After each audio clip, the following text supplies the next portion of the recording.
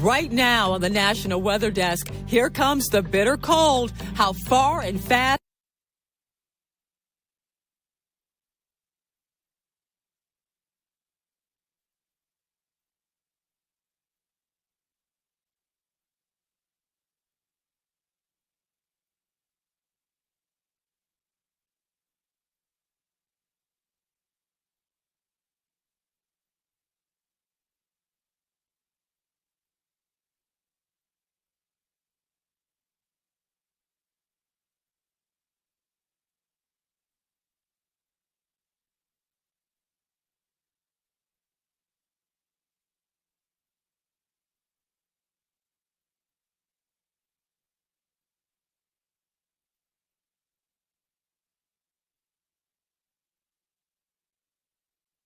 Some of that video on our show. 109876543221.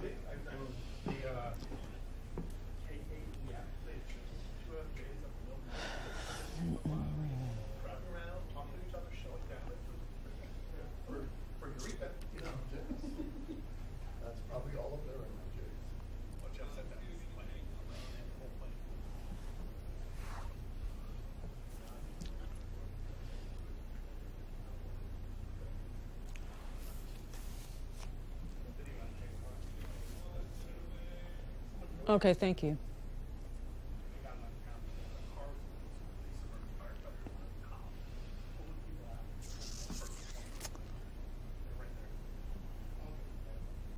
What do I have to do? Gotta do that Zoom at 10.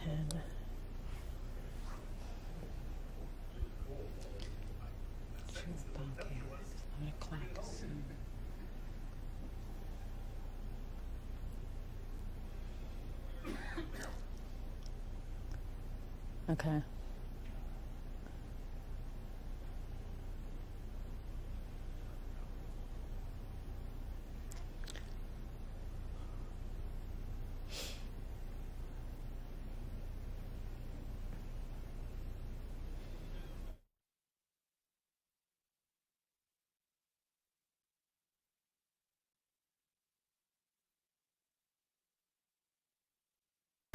Right now on the National Weather Desk, here comes the bitter cold. How far and fast will the mercury fall where you live? Behind all that snow comes very, very cold air. While Seattle gears up for even more snow. These are the last snow shovels that I could find available. Is the power grid in Texas ready to handle the bitter cold? We're not expecting anything like February of 2021. And what about the heater in your home? Don't wait until Thursday to try it out, especially if it's the first time of the season. High drama in Rhode Island as the driver is pulled from a car submerged in a river, and snowshoeing on dunes along Lake Michigan.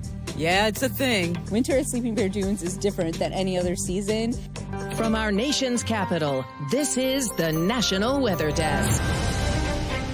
Good morning and welcome to the National Weather Desk. I'm Angela Brown. We are still tracking those frigid temperatures headed south this morning. Starting on Thursday, the mercury will plummet by 50 degrees or more across the Midwest and South before heading east. And snow will blanket the Great Lakes region. It's a monster storm arriving just days before Christmas. Meteorologist Lauren Oleski is tracking the storm's path.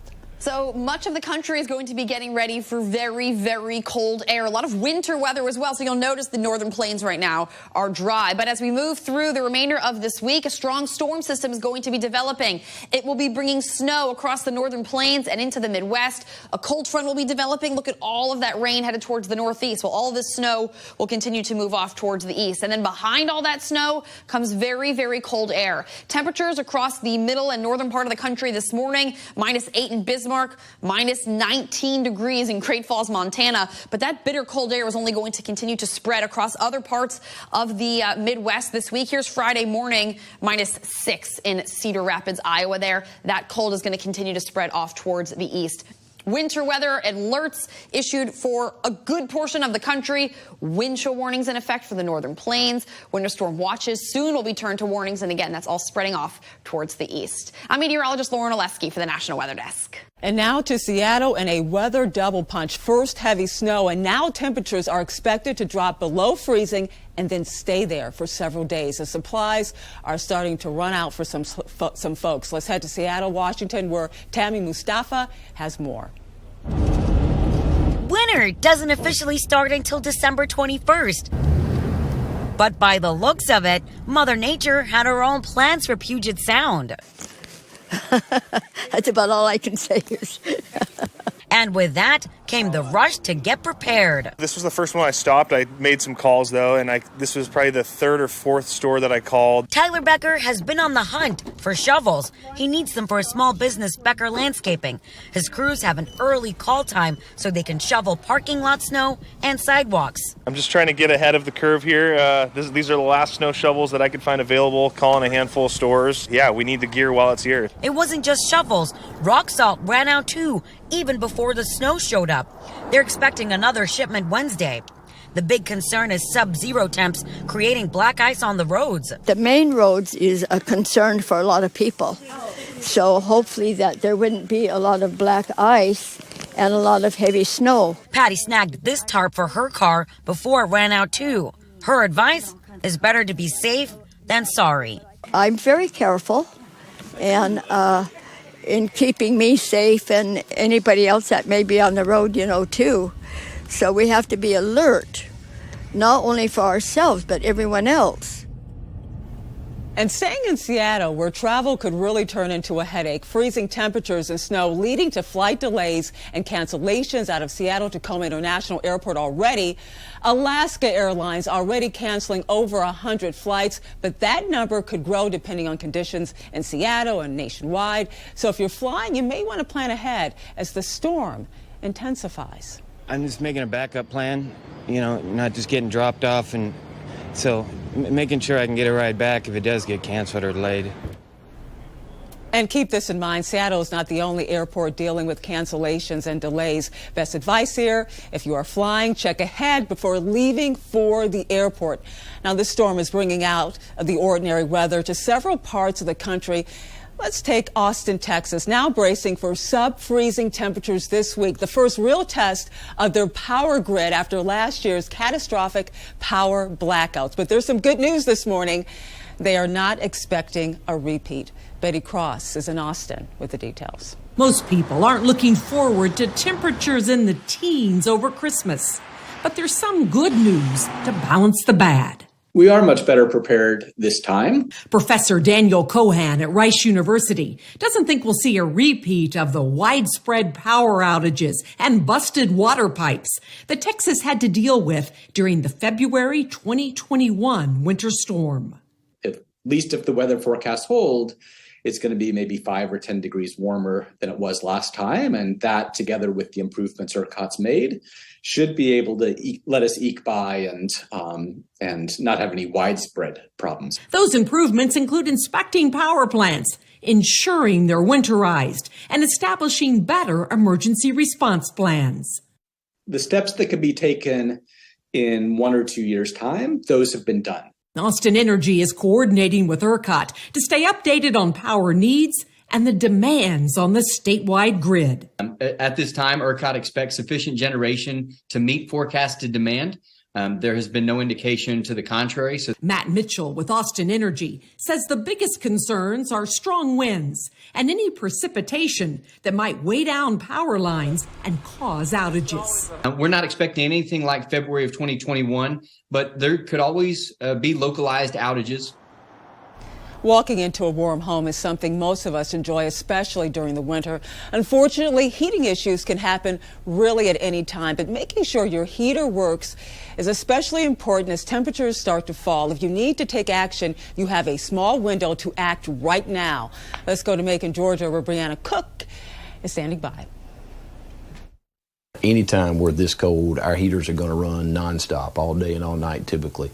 And when they run all the time is when they're going to tear up. With low temperatures across the area, your heater will be working overtime to keep you warm. Kevin Bryant, service manager at Wilson Bryant Heating and Air, says heater preparation is key to ensure your system works properly. We know it's going to be cold Friday, so don't wait until Thursday to try it out, especially if it's the first time of the season. So go ahead and start now.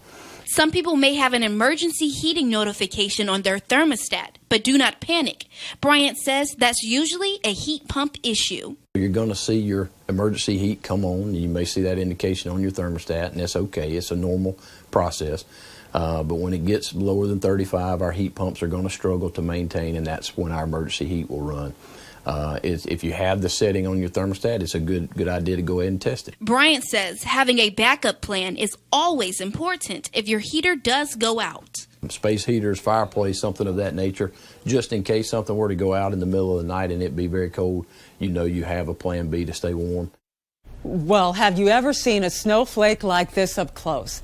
Check this out. This is a very close-up shot of a snowflake right here. This was taken near Quincy, Illinois by a micro photographer. You can see the amazing details on this thing. We've also heard, I'm sure you've heard at home, that no two snowflakes are the same. But did you know there are different categories of snowflakes?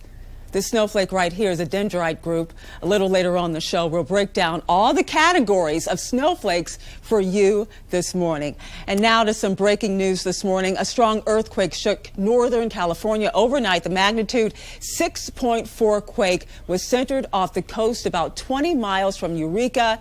It happened about 2:34 Pacific time. Our station in Eureka was on Facebook Live shortly after that quake hit. They showed several viewers pictures of damaged roads and bridges, as you can see right there, that were closed for inspections.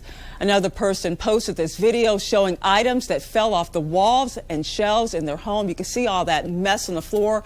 More than 70% of customers in Humboldt County are now without power. So far, thankfully, there are no reported injuries. And now to this dramatic rescue caught on camera last night. Our team WJAR TV in Rhode Island capturing firefighters jumping into a river to save a man inside of a car. That car drove into the Pawcatuck River. We still don't know exactly how that car ended up there. That man was alone and is expected to survive. Temperatures at the time were hovering near freezing. A big thank you, of course, to all those firefighters. And coming up on the National Weather Desk, if you still plan to travel for some holiday fun this week, we'll have some tips on how to keep you safe on the roads. And a new type of cyclone has folks talking. We'll explain coming up.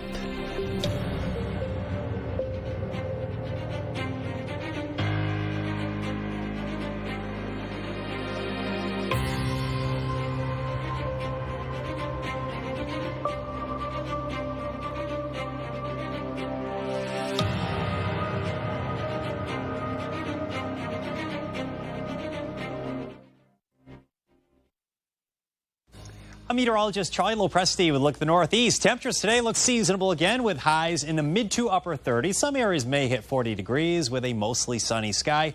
As we go throughout the day, notice all the bright skies here in New England, down through northern New Jersey and New York. There will be some more clouds over western parts of New York. More of the same should be expected on Wednesday. Look for a lot of sun that day. We have lighter winds, which is good news. More clouds move in on Thursday, and our next storm will bring rain and wind on Friday. I'm meteorologist Jonathan Myers, and here's a look at the Mid-Atlantic region. Down sub-freezing to start your early Tuesday morning. During the afternoon, not a whole lot better. Still chilly. Mid-30s to near 40 areas north from Maryland northbound down south into Virginia, West Virginia. Highs likely making it into the 40s. That's compliments of chilly, fair weather, high pressure. Going to keep us in the sunshine, though, today. So that's some good news. Could get messy, though, with the next weather maker late this week. That's a seat here. I'm meteorologist Vitas Reed. Here's a look at your southeast forecast highs. It looks like we're seeing a cool one across parts of the southeast, reinforced by a front. Looking at those temperatures in the 50s in Nashville, Birmingham, about 45, 55 Pensacola. Looking at some rain that's going to be pushing through these areas. Also, it looks like those temperatures in the 70s. This system's going to continue to move in out of Texas, dropping showers across the south from Pensacola and New Orleans. It looks like some heavy rain through Jacksonville and then through Florida late Tuesday night into Wednesday morning. Behind it, we clear.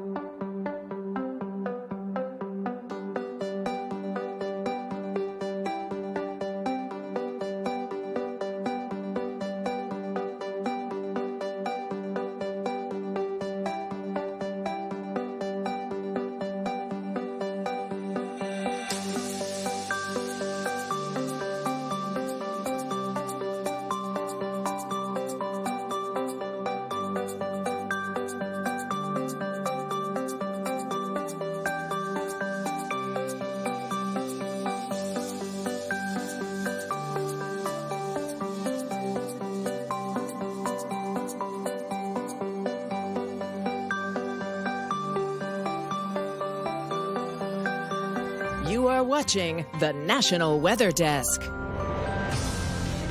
Welcome back, everyone. The holidays are underway. Nearly 102 million people will take road trips to and from holiday destinations between December 23rd and January 2nd. AAA says that's roughly 2 million more drivers than last year. It's definitely a good time for winter travel tips, especially with winter weather blasting the country and getting colder this week. Meteorologist John Gum has more from Cincinnati. Well, now's a good time to remind you about the hazards of driving in winter weather. Yes, it can get slippery out there this time of the year and across much of the nation. We are in the thick of it, dealing with extreme winter conditions. So a few tips if you're doing some winter driving. You want to make sure your tires are good. First and foremost, make sure you got good tread on those things. Your tire pressure is good. If you got that tire pressure light coming on, get some air in those tires. Very important this time of the year. Remove the ice and snow from your vehicle. You need to be able to see out the windows. And don't just leave that little hole. No, you want to get all that ice and snow off the mirrors, the lights, off the windshield, off the back and side windows as well. Get rid of that snow and ice. Make sure you've got a clear view to the outside. And avoid accelerating too hard and braking hard. This is where a lot of people get into trouble. Use that accelerator, let off of it to slow down. You don't want to brake too hard because you can start to skid. So lift off the accelerator, and if you start to skid, turn into the direction of the skid to regain control.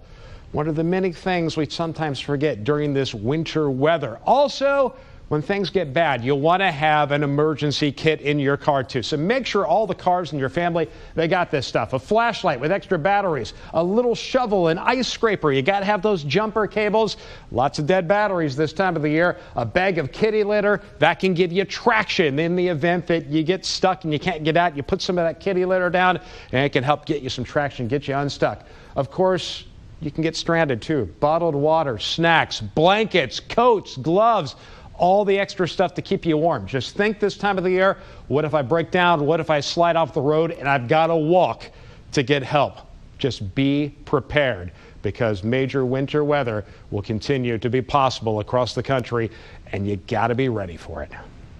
Some good tips there. There are many ways to enjoy winter. Some include skiing, snowboarding, sledding. Another way involves a unique type of hiking shoe. Let's go to Traverse City, Michigan, where meteorologist Heather Bricka has details. There are many ways to enjoy northern Michigan in the winter, and one of those is stepping into a pair of snowshoes and seeing the Sleeping Bear Dunes from a whole different perspective. We say it's a different park. Winter at Sleeping Bear Dunes is different than any other season. It's kind of this snow globe feeling, and you're exploring different areas and getting to see the park in a different way. There are 2 holiday snowshoe hikes in December where you can go off the trail and onto the dunes. But if you can't make those, there are other opportunities for winter guided hikes. It's every Saturday except for March 4th that we offer the snowshoe hikes. And then we have 2 options for those. You have a snowshoe saunter and a snowshoe trek. The snowshoe saunter is for those looking for a leisure trek through the landscape.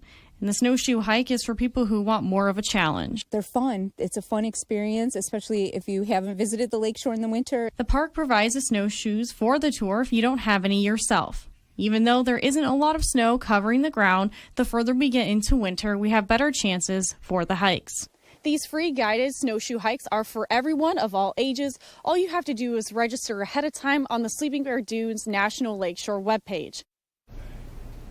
Well, we showed you a snowflake earlier, but did you know snowflakes can take on different shapes and sizes depending on the temperature and moisture content of the air? Since winter officially starts tomorrow, we thought it would be a good time to show you the different types of snowflakes. To break it all down for us, we head to meteorologist Vitas Reed in West Palm Beach, Florida.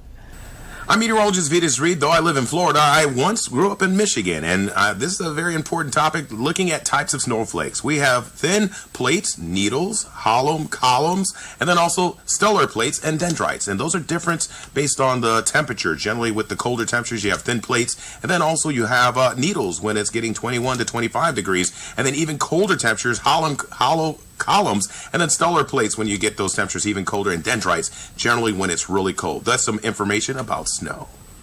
All right, a new discovery has the science world talking. A new cyclone recently discovered in the Indian Ocean is called Cetio. Our Emily Gracie spoke to tropical expert Alex Garcia from our station in San Antonio. The first thing she asked, what does Cetio stand for? Southeast tropical Indian Ocean. It forms in that part of the Indian Ocean, and it only happens during the IOD, which is the Indian Ocean Dipole. And that is pretty much a connection to what we know as ENSO, which is La Nina and El Nino. And it works very much the same way. You know, you get positive effects, you get water that upwells or doesn't, you get warm water in the other one. And this thing helps to bring warmer water into the Indian Ocean, which brings rain. And so they're kind of different in that respect. The other respect is they don't last very long. We're thinking maybe 8-10 days at best. So how are they discovered? A couple of scientists out of Australia were looking at different wind patterns and trying to see where does the rain pattern come from?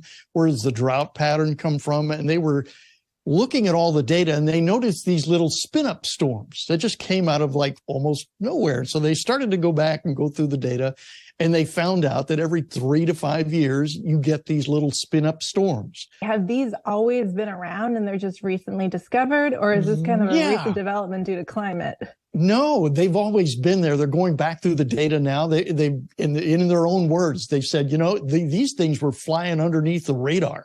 We didn't even know they existed until we started looking at the fine points of the data. So why is it important to study ocean patterns like this? So it's a big climate factor, and now they're beginning to understand what causes the big droughts, the major droughts that happen in Australia and back on those eastern islands, and what causes the major flooding over in Africa. So it's important to understand how these things cycle. And I guess better understanding them can help people better prepare for droughts or floods, correct? Yes, exactly. You're either going to have a major drought or you're going to have major flooding that goes on.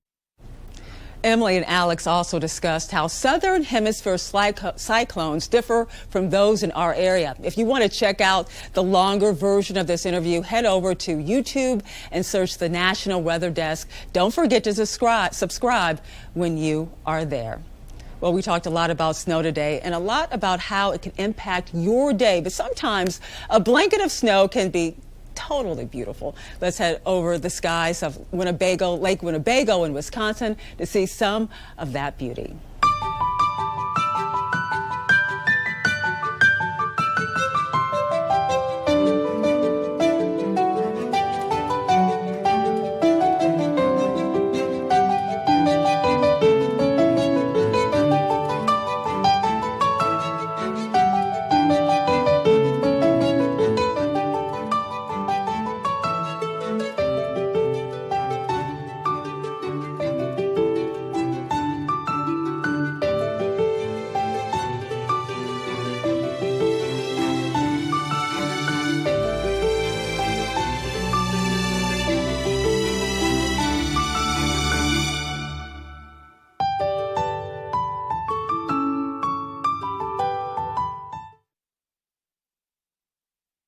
Well, good Tuesday morning, everyone. I'm meteorologist Andrew Buckmichael taking a look at your weather story across the Midwest today. Kind of chilly for a lot of us, really cold up here in the Dakotas. 12 below zero for the high temperature in Bismarck today. Snow showers start moving in across the northern plains for your Wednesday. As we continue on to Thursday, we're going to be dealing with rain changing over to snow for a lot of the Midwest here. And some of the snow will be coming down pretty heavy and strong winds leading to some dangerous wind chills. I'm meteorologist Siobhan Anders. Well, we are going to start out with some cloud cover across portions of Texas, Oklahoma, and off towards the east. The rain is still lingering across some of the Gulf Coast states, Louisiana, and extending into Mississippi and off towards the east. But we are going to see partly cloudy skies by the time we get through the afternoon. Temperatures are going to warm up. We're going to head up to about the mid-50s. Then we start dropping back down to the 40s as we continue on through your Tuesday, Wednesday, and a cold front's on the way Thursday. Good morning. I'm meteorologist Rebecca Stevenson. Here's what's happening across the West. Very cold air is blasting down into the Pacific Northwest and into Idaho. Montana included. Just east of the Rockies is that cold Arctic air, keeping temperatures 20 to 30 degrees below normal. In the meantime, storms rolling through, bringing heavy mountain snow from the Pacific Northwest and some heavy rain into Northern California. That's the scene from here.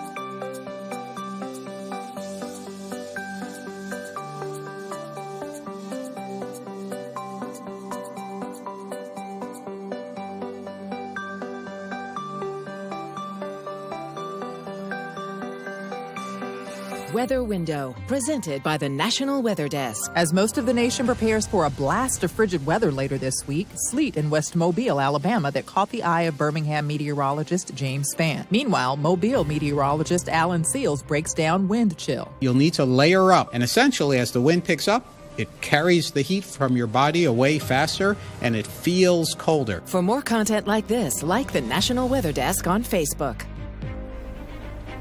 Many parts of the country will be seeing snow this week, and that means time to make a snowman. But what type of snow is best? For the answer, we head to meteorologist Lindsay Storrs. If you want to build a snowman this winter season, the snow has to be just right. If your snow is too dry, it'll be fluffy and won't pack well. On the opposite end of the spectrum, if your snow is very wet or slushy, it also won't be very good for packing. You need your snow to have a water content right in the middle of the spectrum to have it packed just right to make the perfect snowman. If you compact the snow into a firm snowball, it's good snow for making a snowman. If you can't, if it's too fluffy like this, unfortunately, you've got to wait for a wetter snow.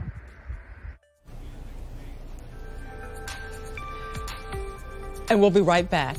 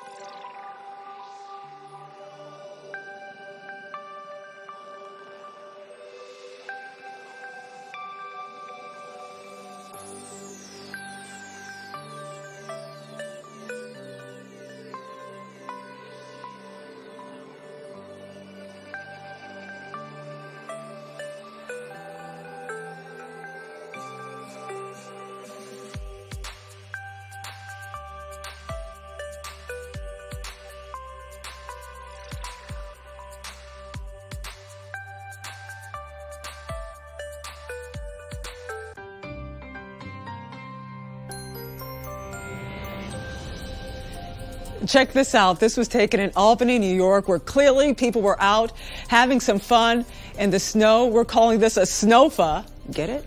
Thank you so much for joining us. Tomorrow on the National Weather Desk, we'll continue to track the winter storm as it heads east. I'm Angela Brown. Make it a great day, and we'll see you right back here tomorrow.